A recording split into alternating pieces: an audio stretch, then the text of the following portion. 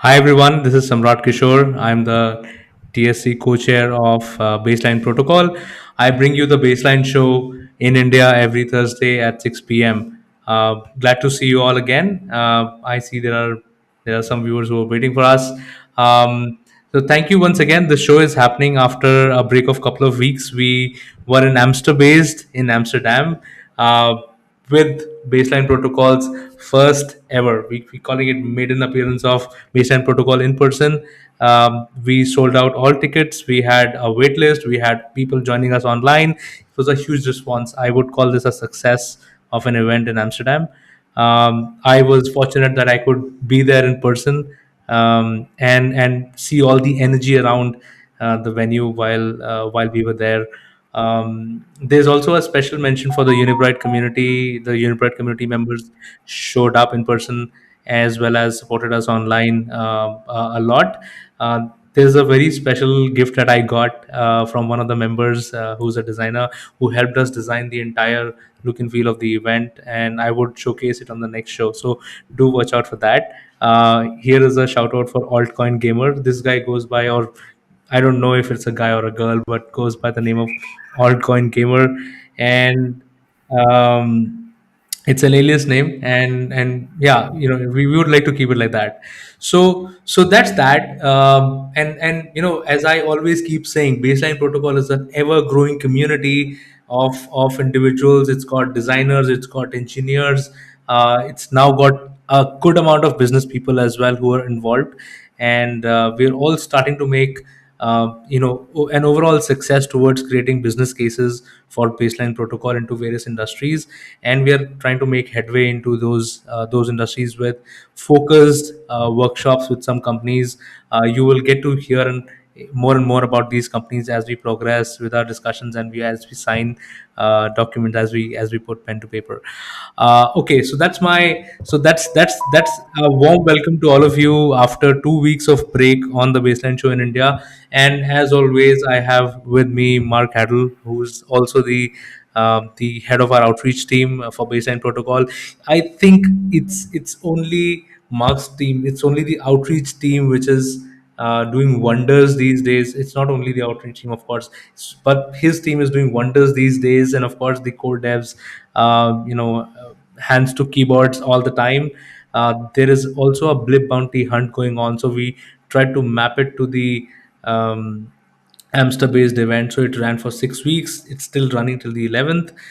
3 weeks prior to the event, which was 20th April, and 3 weeks after that, the Blip Bounty Hunt is still on. So if you are a designer, you're a developer, and you want to work on really interesting things while also making some money, do read up the documentation. I will post a link. Do read up the documentation and do propose some blips. You could get a grant request. You could actually post a grant request. The TSC is very very fast in approving grant requests, and you will get paid to do the work that you contribute to the Baseline Protocol. So that's on the Blip Bounty Hunt. Mark, I since you join us every week, I'm really really honored to have you on every Baseline show in India. It's your morning time. Even when it used to be Saturdays, really early in the morning, you were there. So thank you so Yeah, much on that. never heard um, yeah, yeah. And Mark, with Mark, we'll get to the outreach team updates in a bit. But let me introduce you to today's speaker, or our featured guest for this show. It's Mr. Gaurav Gupta. He's my old time friend, through multiple connections. We have a long connection, but I think what I really love, he's a beautiful human being. He's an electrical engineer. He has been in the aircraft maintenance space since 2004. So he knows a thing or two about aircraft and how they fly. He's worked with the biggest airline in India, which is India's national carrier, Air India. And he's also worked with the Thales Group. Gaurav, was that in Vietnam? Yes, that was in Vietnam. First Awesome. Palestine flight. Mm. Awesome, awesome. So yeah, with that, I would like to briefly. So while Gaurav, we bring you in for a later discussion, I would request Mark to give few updates about the outreach team, where we are, what we're doing, and how people can join us and contribute. Okay, well, our big function on the outreach team is really is a complement and enablement of all of the just incredible work that has been done by the core devs team as far as building all of this functionality and improvements on process protocol and all of that. And but a lot of times when you really build a compelling product, you have to be able to make people aware of it, and then entice them to get excited about it and then adopt it, and so or at least start playing around with it and wanting to learn more. And so really, our what we're tasked out on the outreach team um, is to really help people understand what baseline is, what it isn't, and how it can give value within your business process. One of the things that's really interesting about baseline is the solution setup is very simple, and it's not something that I guess most CTOs and most CIOs and admins that are looking at the process environment contemplate, because they're thinking, okay, I'm going to have to make a capital investment. I'm going to have to either put in some on-prem server provisioning or something, or if I'm in the cloud, I'm going to have to run and maintain a K8s cluster. Um, you know, all of that. And so, and we come in and say, well, yes, you can do that, but you don't have to with baseline. You're using your existing technology and enabling it further. We're basically extending your borders, to outside of your enterprise, and you're not having to, sacrifice any data privacy or any of your business logic or any of your trade secrets while doing that. And that's really been, the persistent problem that we humans, we want to, have as much information that we need and maybe glean some insight out of it. But at the same time, we don't want to be giving anything about, any of our secrets up or give any insight as to what we may be doing. And so, innovation, has kind of been tricky to achieve from there. And so, what we want to do is, make people, have their eyes completely wide open about what baseline is, because Absolutely. it's not a product, it's not a platform. I mean, it is a method, a technique with its own set of tools and libraries that allows you to use your existing systems. We're not adding more furniture, and we're not rearranging the furniture. So, and it's really advantageous on so many different levels. Of course, from the process capability to where you can share data without revealing insights, but also, you know, you're maintaining your existing security protocol, and any CISO will tell you, I would much rather have my data at rest because it's so much easier to secure than my data in motion. So, and this also has ripple effects because it makes people, really understand what's possible, not only in just data sharing, but also, in confidential computing. If you want to be able to, have these types of Absolutely. trusted execution environments, I didn't know that I could, compute, with encrypted data, while it's being computed. I had no idea. And and it also introduces a couple of other concepts.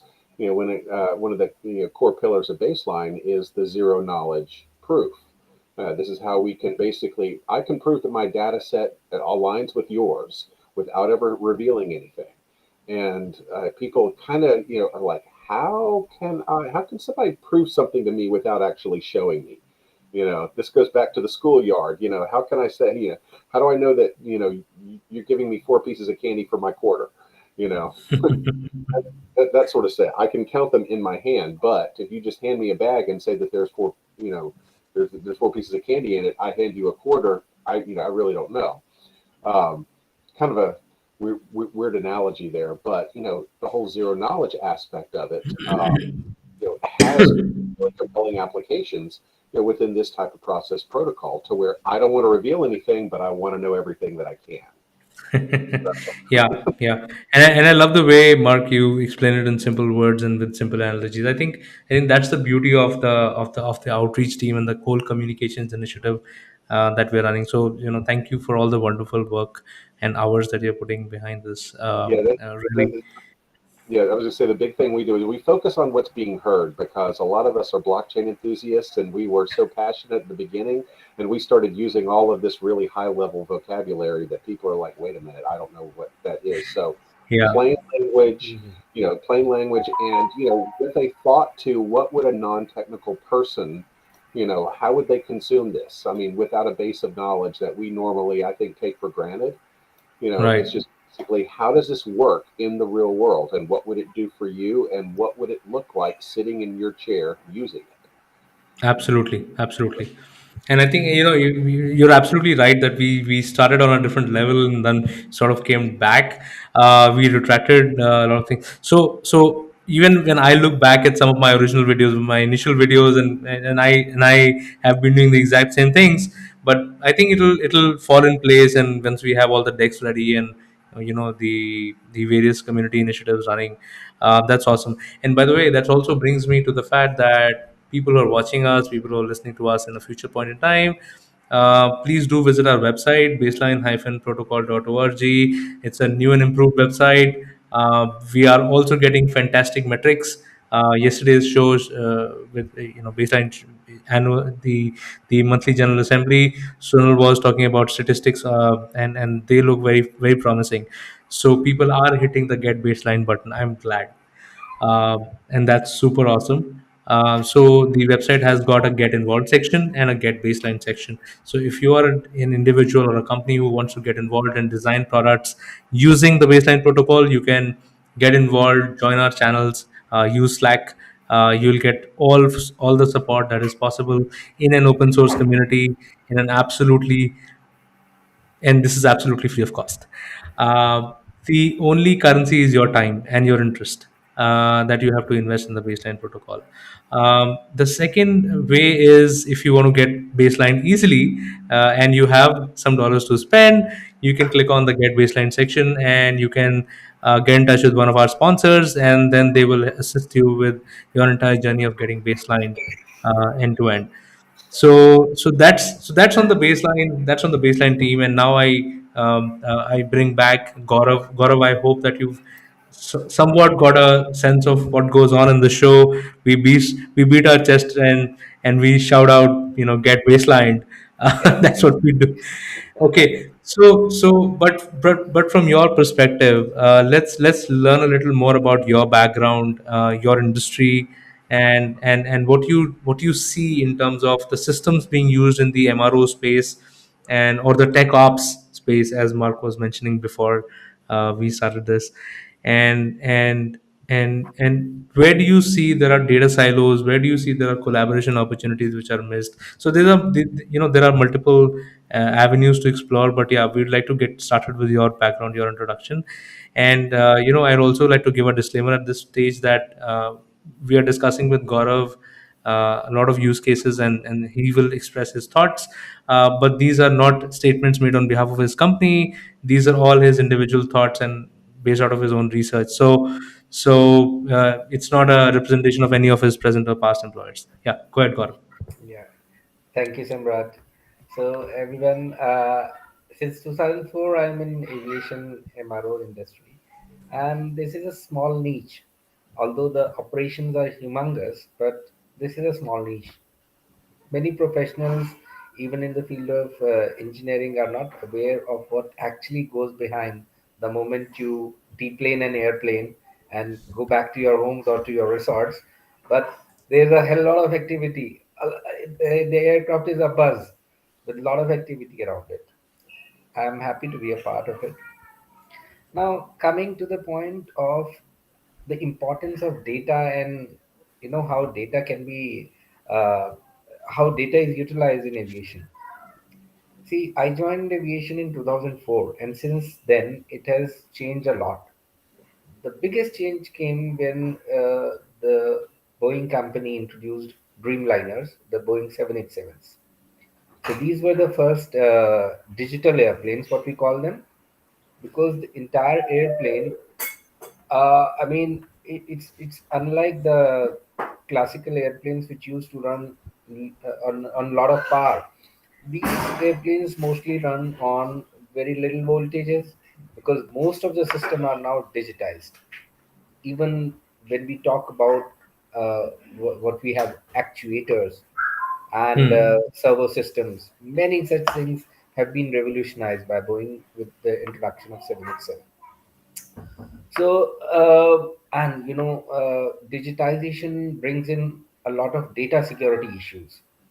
And to safeguard data and to safeguard the way a safe flight should operate, they were introduced a lot of digital certifications into the system, like we do on our normal computers, personal computers. We Hmm. have Microsoft sending a certificate every now and then, some updates coming here and then, some security updates and stuff.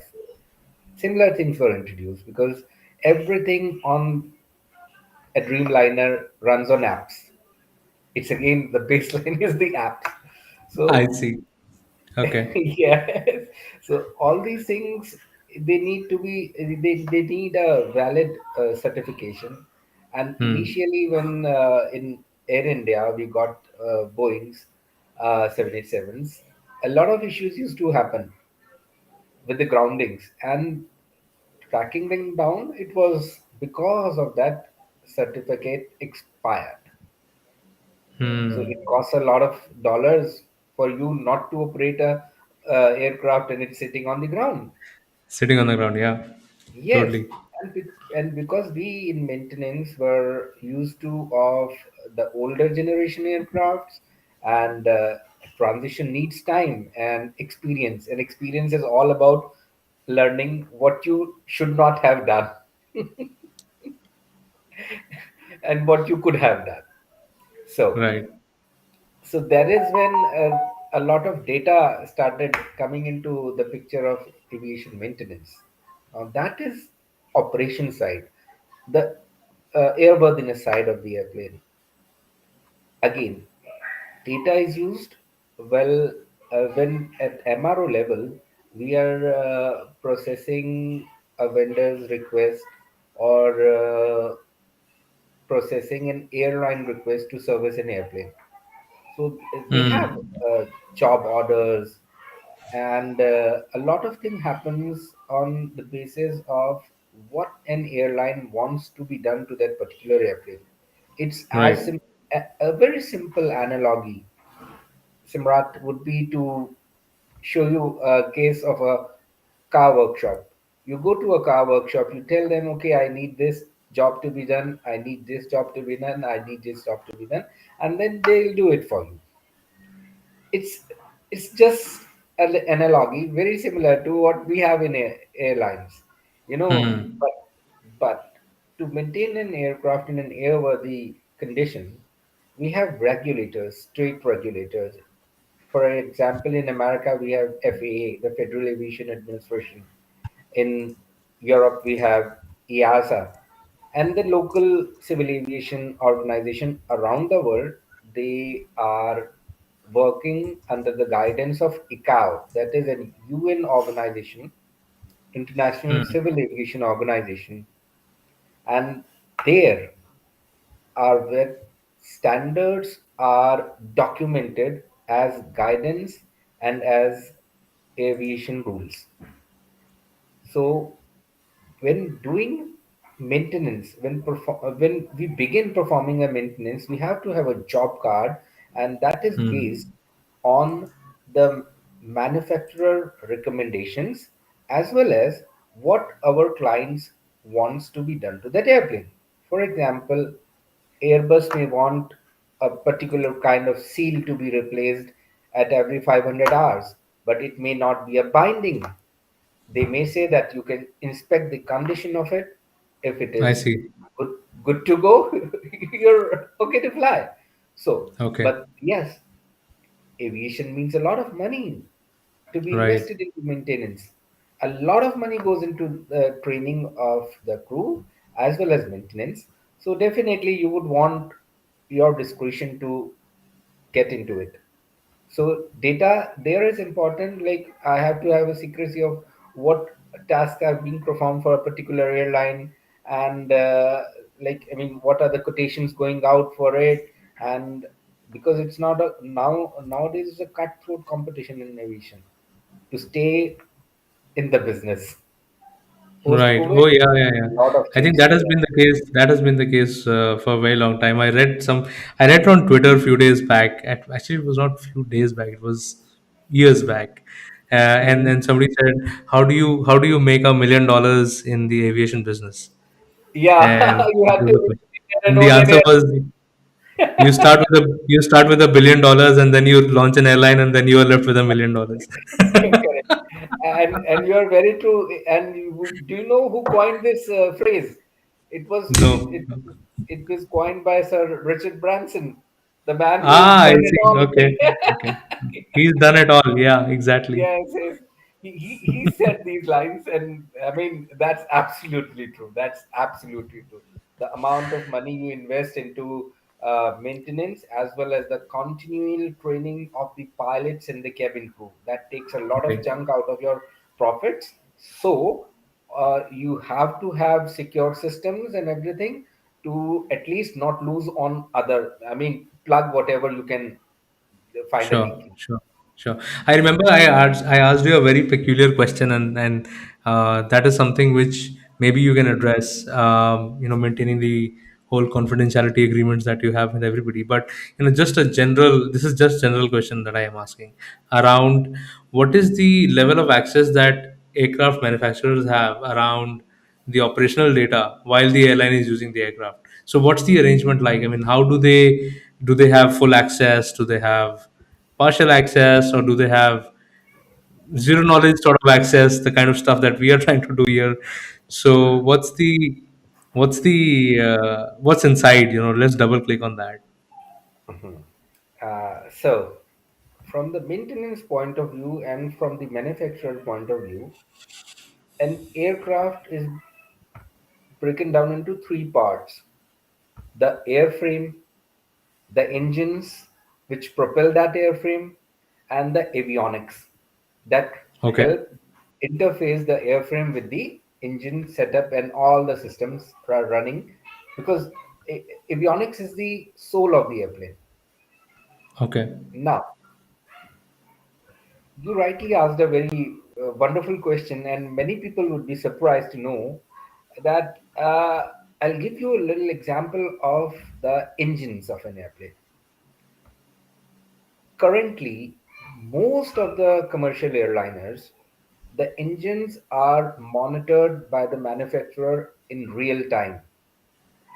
For example, Pratt and Whitney, GE, all the big Hmm. names, they have revolutionized things. Like, I mean, it's a really wonderful field that they have developed.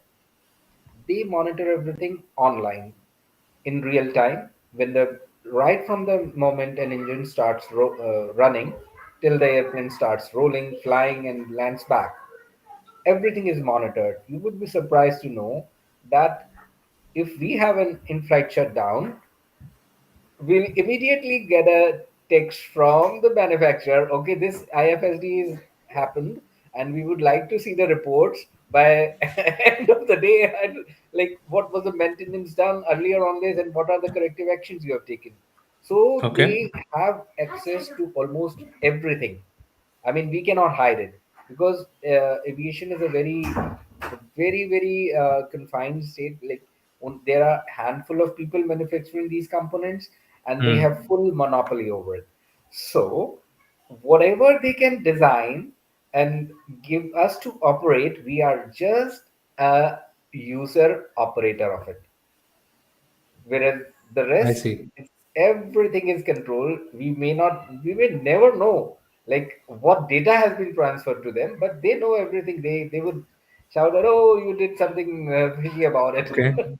Okay, So that interesting. is it. So, so that also means that there may be chunks of data which you don't know. So there's no inventory of such data that sort of is Correct. exchanged Correct. between Absolutely. the. So okay. So somebody will have to deep dive into the fine print of these agreements and fish that out of what Correct. really goes on.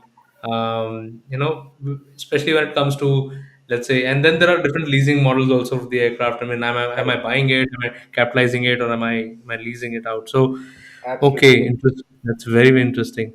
See the And example. Sorry, sure, go sure, ahead, go please. ahead. No, no, Gaurav, you go ahead, please. We want to hear from you.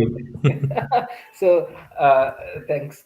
The example that I had taken, I have specifically chosen the example of an engine because that is where the most of the data transfer takes place.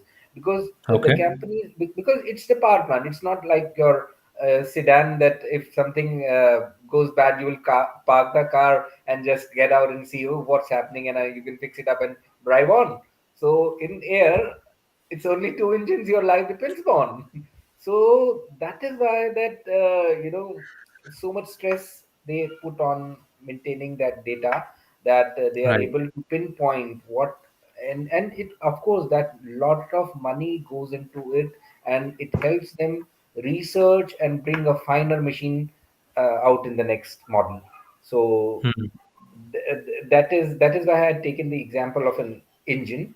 The rest, other components, they have byte data stored on it, and whenever to tell all the audience about it, that currently the section which I'm working in deals with Hmm. the onboard flight computers.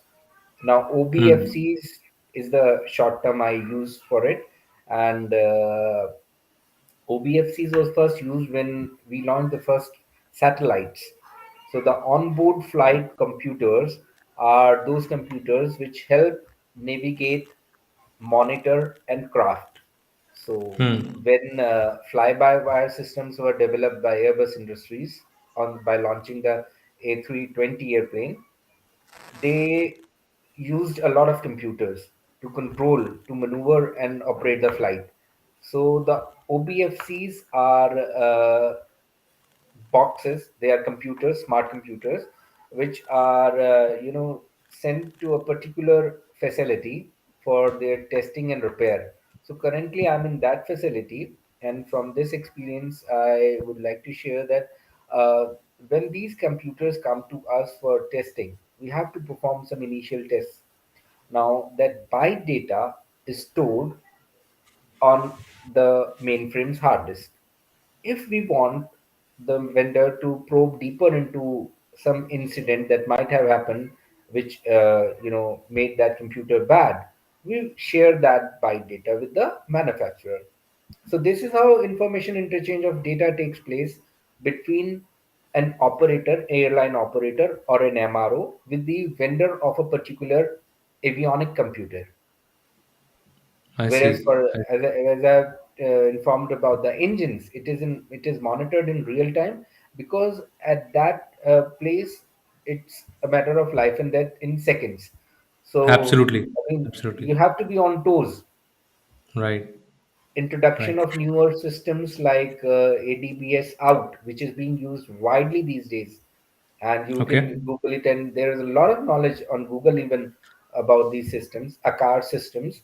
They help us monitor the health of the airplane. So before landing, we can prepare our man force, be there on the ground with the correct tools, whatever replacements that might be needed, and we can attend to the airplane, and we can reduce the turnaround times, which otherwise would have Hmm. been a standard protocol used to be that when the airplane lands, all the passengers deplane, then the maintenance crew gets on board, and the pilot fills out what is called as a pilot defect report.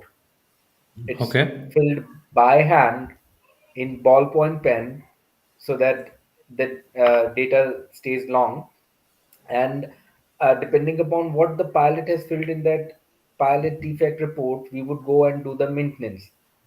I see. Nowadays, the aircraft itself is telling us, okay, we have a problem with the slat and flap system. So we know that what computers may be required to replace, or what portions of the fuselage may be needing a replacement, what wiring checks would be required. So we are already ready for it. I see. I see. So And there that's is data good everywhere. insight. And that's, yeah, that's good insight that planes are now communicating it. And we used to read all this and we used to talk all this in various forums, but you are somebody who's doing it day in day out, right? And that also makes you our only guest who's responsible for so many lives. Thank you, Thank you Gaurav, so much for for trusting your everything that lives you're with us. doing. Oh yeah, I take India a lot. And this is very interesting that you just told about the aircraft communicating, and this is also communicating with the manufacturer. It's also communicating with the crew, which is on the ground waiting for it to land and sort of conduct maintenance of the right places at the right places, so that the turnaround time is improved. Now, now let me add a little complexity to the whole use case that you just mentioned. Now here is our our industry, which is in India. You remember in the last budget, it was spoken about that India will emerge as a MRO hub, and a lot of companies will establish their MRO facilities in MRO facilities, especially yes, yes. west of India, etc.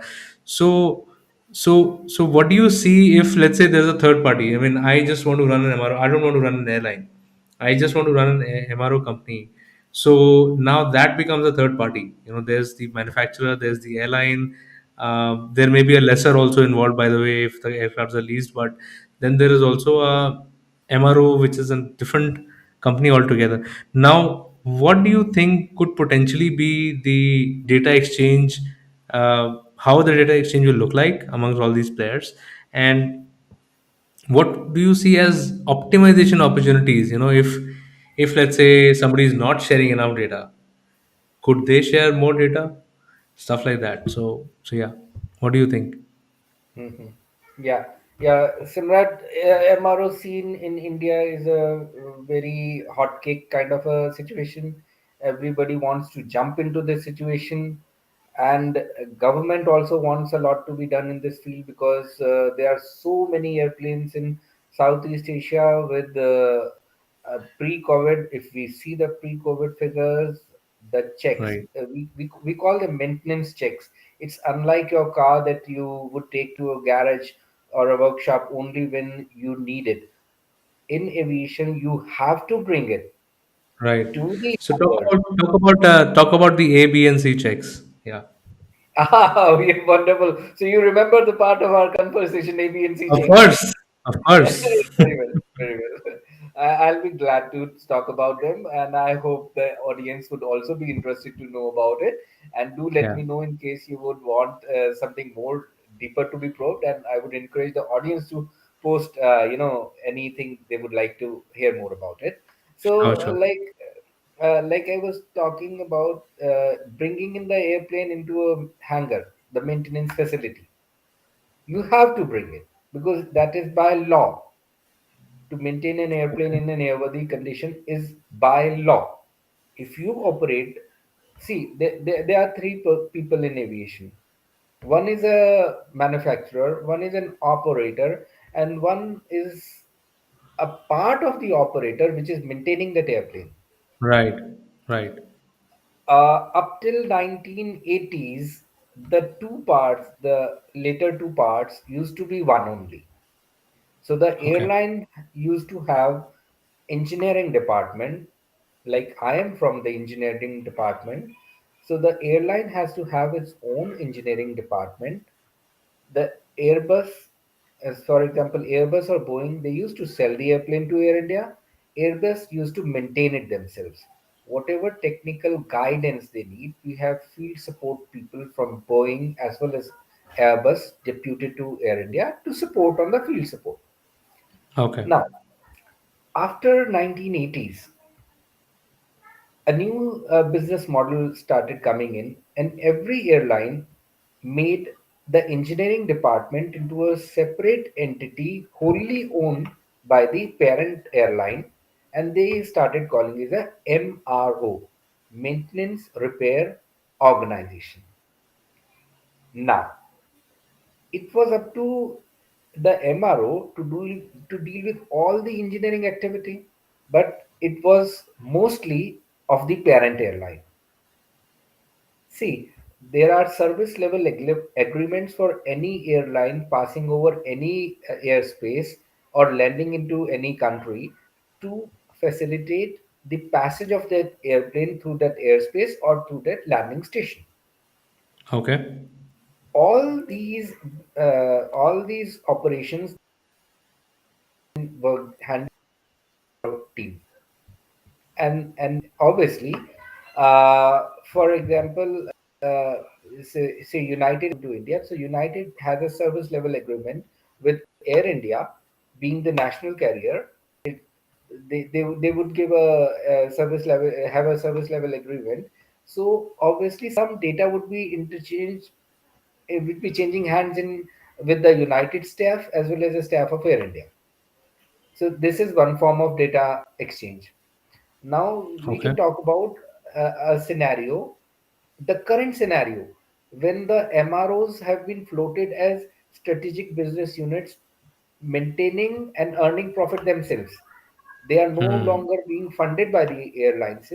And a recent example I would like to quote is from Vietnam.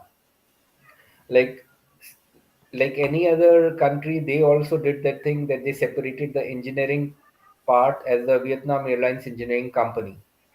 Recently, I had come to know about it that Vietnam Airlines have engineering group. They have done a joint venture with ST Technologies of Singapore. Mm-hmm. Now, what has happened after that JV has shape?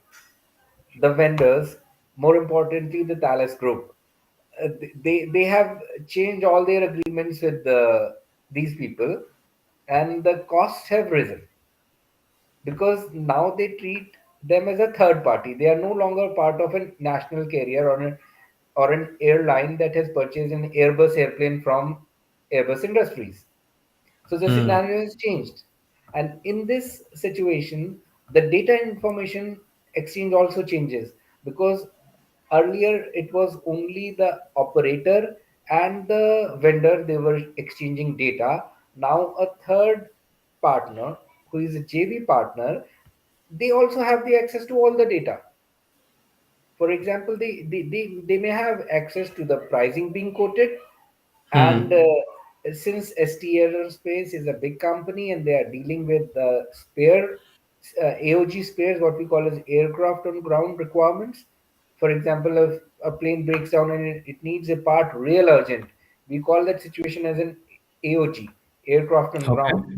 and then the prices shoot up to 5, 10 times maybe Surge compared to what. pricing. Yeah. It does. Surge So pricing. fair Okay. pricing. So it happens that way. So in this scenario of MROs, the Okay. data is open to a lot of people, which are earlier were nowhere in that picture. So Right. obviously that data protection, data privacy, like zero knowledge data, that is a very nice concept. Samrat told me this evening when before the call we were talking about Yeah. it, and that's really nice thing to know that only need to know basis or uh, zero knowledge proofing. That was a very Yeah. wonderful thing, and I am sure that in some way or the other, it will find its importance into aviation, and not only just the maintenance side. Look at it from the side of the commercial operations, where you buy Right. a ticket and fly. The customer side, I mean, like it's very clear. I mean, there are a lot of data they're asking for. Their passports, you're giving them the passports to make just a simple ticket. I mean, Hmm. your data is already there. Oh yes, oh yes. It's yeah. It's requested each time, and I was also thinking, Gaurav, from your experience in your vast experience in this space, do you also see there are some collaboration opportunities which these players that you spoke about they miss out because they do not want to open up their data to the other parties? Oh, definitely yes, because this these things have not struck to anybody till now. Nobody has Hmm. thought about this domain. Nobody has thought about like what will happen if tomorrow I am doing a JV with a vendor and Hmm. maintaining the spares level for a particular airline, and the other airline they will also have the access to same data. Hmm. Like reliability data is something which airlines are really fuzzy about, and it helps us determine the profitability of not only the spare level of the component at the component level, but also the market survey of where they need to put more airplane, where they need to put a short haul flight. I mean, Right. narrow body airplane, wide body airplane, and where the cargo goes. Who Right. are the cargo players? So three things in aviation: the commercial operations, cargo operations, and maintenance. All these three things are actually vulnerable to data privacy, being compromised. And Okay. since nobody has worked on it that much, I mean, people are working as long as something doesn't comes up, it will not be actioned upon. That is the approach currently. Awesome, awesome. Gaurav, I would encourage you to think more on these lines, and if at all it strikes you, then why don't you propose a blip in our core team? I'm sure our core devs will be happy to pick it up as a project. Mark, what do you think about that? Well, I mean, I was saying one thing that I was thinking about is to what Gaurav was saying was, there's all of these massive sources of data and so many different actors within the supply chain and the chain of custody when it comes to maintaining, you know, certainly the aircraft, but all the other ripple effects that go along with that.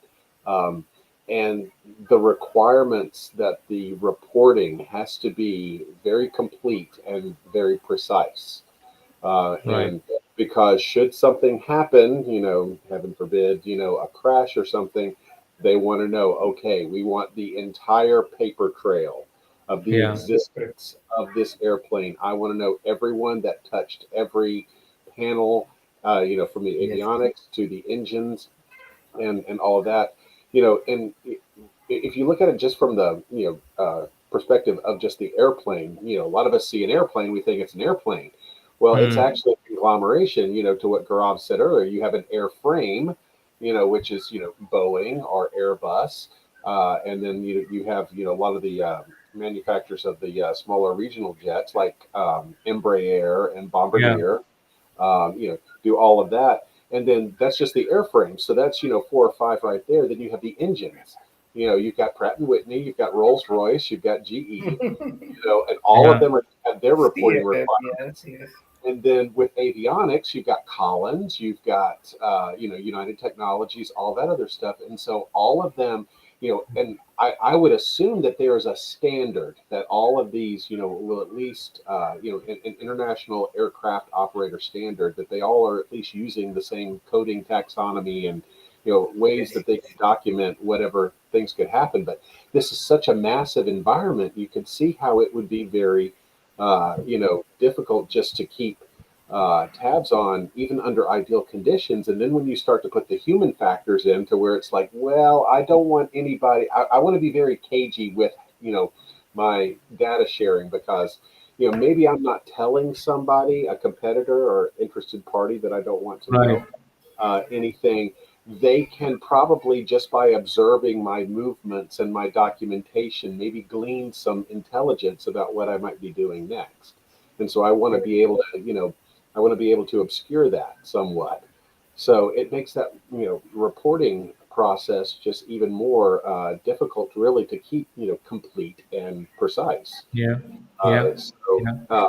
Well, the most bizarre thing which I heard about was a hedge fund predicting M&A activity based on the air ticket booking pattern of a certain yeah. of certain companies. Correct, correct. That happens a lot.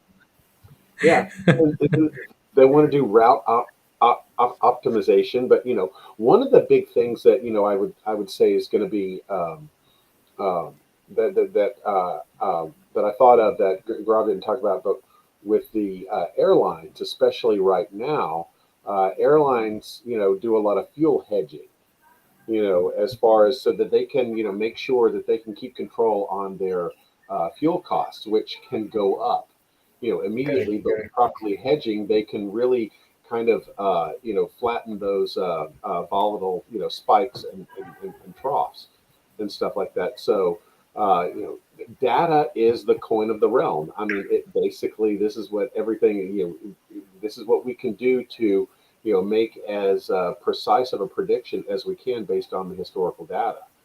Hmm. So, um, you know, and then you have, and then starting to take it out on the macro scale, because a lot of these airlines are going to have rewards and loyalty programs, that really recently, with a lot of the domestic U.S. carriers, really aren't so much predicated on how much you fly, but which credit card you use and all of this. And we're going to give Hmm. you all these different Yeah, points, yeah, all yeah. this other Correct. stuff. It That's used to smart. be, hey, fly on this and we will reward you. Well, now they are in partnership with all these other different service providers, primarily payment based. That it's like, you're actually earning your miles by, buying your groceries week in, week out versus flying, Yeah, on an Absolutely. airline. I have And those. Yeah. but they want to optimize behavior from that.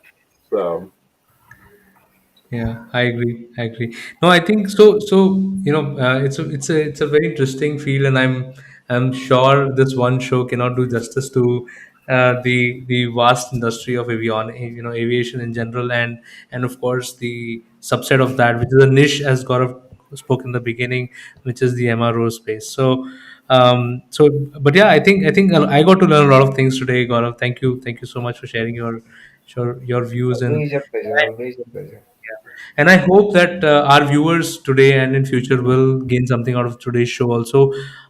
So what it really brings to us is that yeah, there are baselining opportunities available in the aviation space as well. And there is a blip challenge going on, Gaurav. So if you have a beautiful idea which you want some people to come together and work on and propose a grant request, you're always welcome to propose Sure. grant request to baseline, because zero knowledge proofs is here to stay. It's as we call it, Mark and I have been harping on this a lot in all of our baseline shows, that 2022 is the year it's going to see production grade deployments. And yeah, we are very very very positive about it.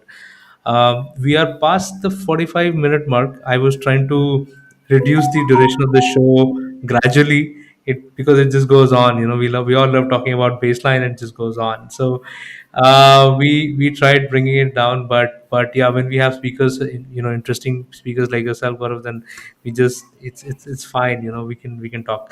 But what we'll do is we will plan another session with you. I'm sure this one was at a very very short notice, so I would give you a lot of prep time. Maybe help us understand a little deeper.